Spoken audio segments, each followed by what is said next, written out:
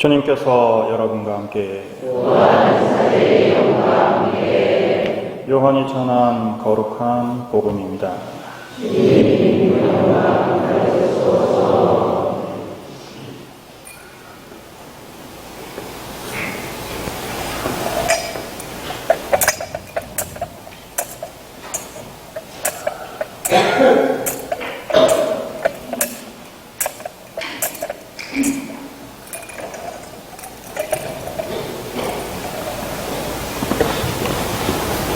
주간 첫날 이른 아침 아직도 어두울 때 마리아 막달레나가 무덤에 가서 보니 무덤을 막았던 돌이 치워져 있었다.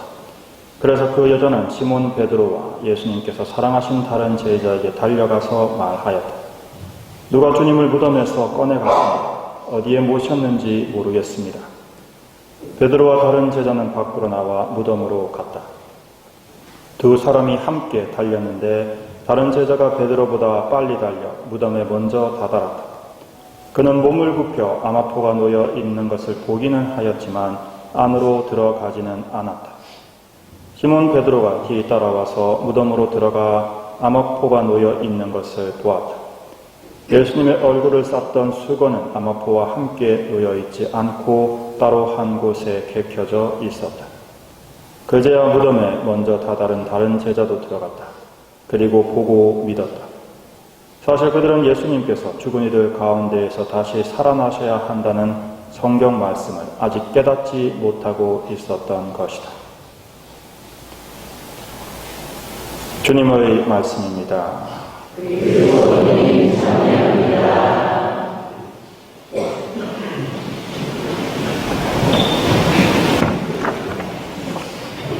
먼저 부활을 정말 축하드립니다.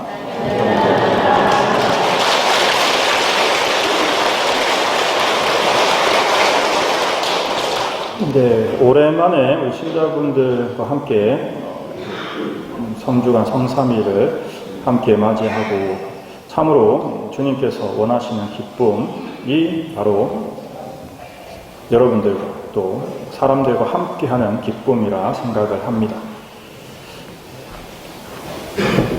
부활의 기쁨은 정말 순환과 십자가를 통해서만 얻을 수 있는 것이죠. 잃었던 것을 다시 찾는 기쁨, 빼앗겼던 것을 되찾은 기쁨, 다시 찾기 위해서 모든 것을 걸으셨던 하나님께서 정말 모든 것을 되찾으셨습니다. 오늘 우리가 듣는 이 빈 무덤 이야기 끝에 복음사가가 명확하게 나는 그때 빈 무덤을 보고도 아직 예수님께서 부활하셨다는 것을 깨닫지 못했다라고 기록했듯이 아직 사도들은 그냥 무덤이 비었다. 예수님 시신은 어디로 갔지? 였습니다. 부활하셨다라는 걸 아직도 깨닫지 못하고 있었죠. 예수님께서 부활하셔서 가장 먼저 어디에 가셨을까? 분명히 오늘 복음 이야기는 막달라 여자 마리아가 어디로 가셨는지 예수님 모르겠습니다. 라고 이야기합니다. 예수님께서 가장 급하게 가셔야 될 곳은 사실 한 군데밖에 없죠. 유일하게 예수님의 부활을 기다리면서 침묵 가운데 주님과 함께 순환을 다시 한번 되새기고 있는 바로 당신 어머니 성모님을 만나는 것 이외에 더 급한 것은 아무것도 없었을 것입니다. 따라서 우리는 비록 성경에 기록되어 있지 않지만 당연하다고 생각하고 마땅하다고 고백해야 합니다. 예수님께서 부활하신 날, 우리는 그날을 주간 첫날이라고 부릅니다. 달력을 보시면, 왜냐하면 지금 여러분께서 쓰고 계시는 달력은 우리 가톨릭에서 만든 달력이죠. 그레고리오 교황님께서 만드신 것을 지금 전 세계가 쓰고 있고, 따라서 2024년이라고 하는 그 연도도 바로 예수님께서 태어나신 날을 기점으로 계산한 서기입니다. 따라서 주간 첫날이 일요일, 주님의 날인 주일이 첫 번째 자리에 있는 이유는 그날이 바로 주간 첫날이기 때문이죠. 우리가 유대인들에게 듣는 안식일은 토요일을 이야기합니다.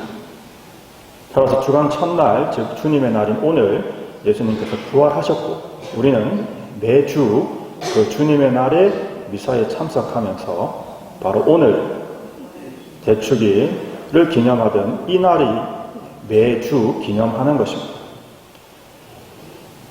이 부활의 기쁨은 결국 주님께서 우리를 되찾으셨다는 것, 우리는 다시 주님께 돌아갈 수 있게 되었다는 사실을 기억합니다.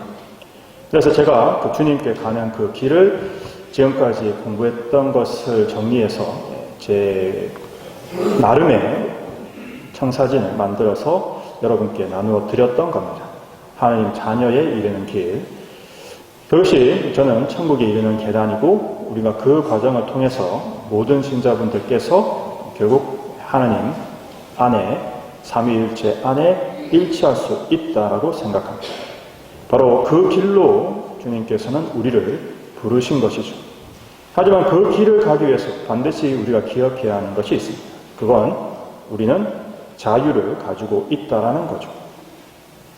많은 분들이 자유에 대한 이야기를 할 때 이것을 능력과 혼돈하는 경우가 있습니다.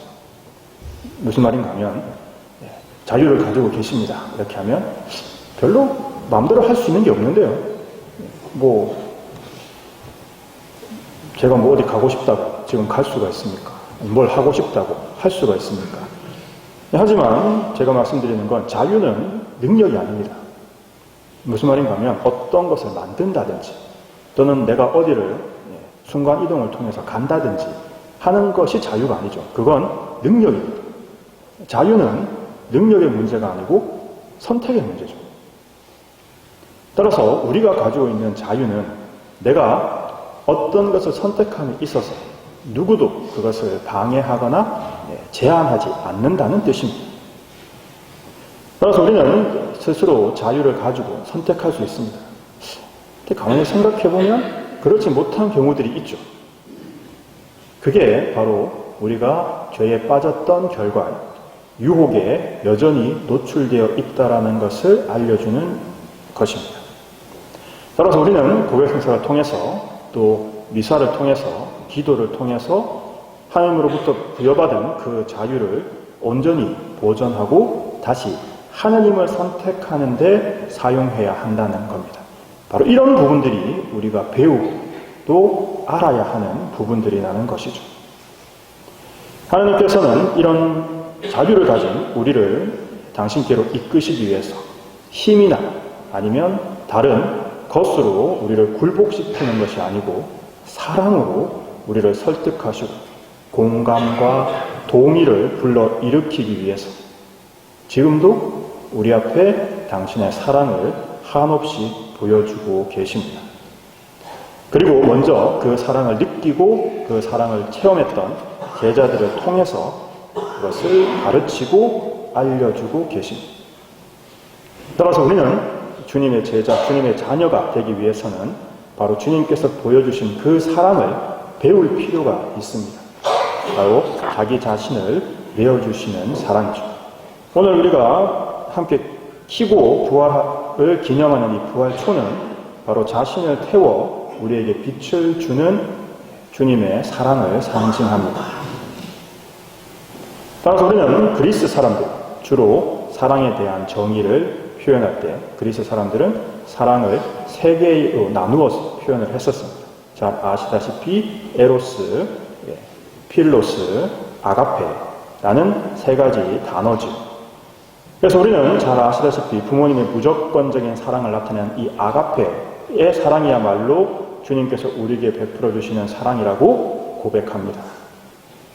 그처럼 하나님께서 우리에게 보여주신 사랑을 먼저 배우고 느낀 사람들이 그 사랑을 이웃에게 전하게 되고 그 하나님의 사랑을 배우고 나면 즉 그 사랑이 모든 사랑을 위한 것임을 알게 되기 때문에 나도 그 사랑을 믿고 배우고 익혀서 실천하고자 하는 목표가 우리 안에 샘솟는다는 것이죠.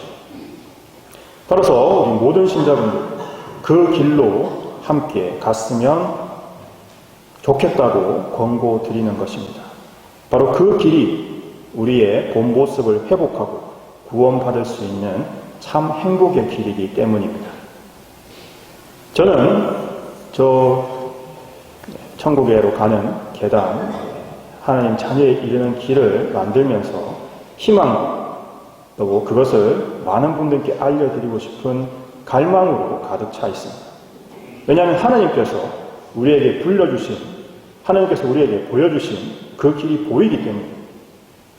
또 그 길을 저 혼자 가는 건 너무 아쉽다는 것을 잘 알고 있기 때문입니다. 그래서 우리 형제 자매님들이 함께 그 길을 갔으면 좋겠고, 그래서 여러분들을 초대합니다. 정말 같이 이 길을 걸어갔으면 좋겠습니다. 목표는 명확하고 성령께서 함께 하실 것입니다.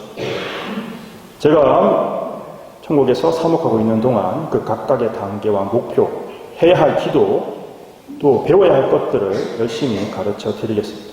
물론 저도 저 길을 완성했다는 것이 아닙니다. 평생에 걸쳐 매일 꾸준히 충실히 걸어가야 하는 길입니다. 그래서 함께 우리가 저 길을 걸어가서 하나님께서 우리에게 약속하신 그 본래의 모습, 작은 신이라고 우리를 부르시는 하나님의 모상을 닮은 참으로 하나님 자녀된 모습을 우리 모두 회복하셨으면 좋겠습니다. 아멘.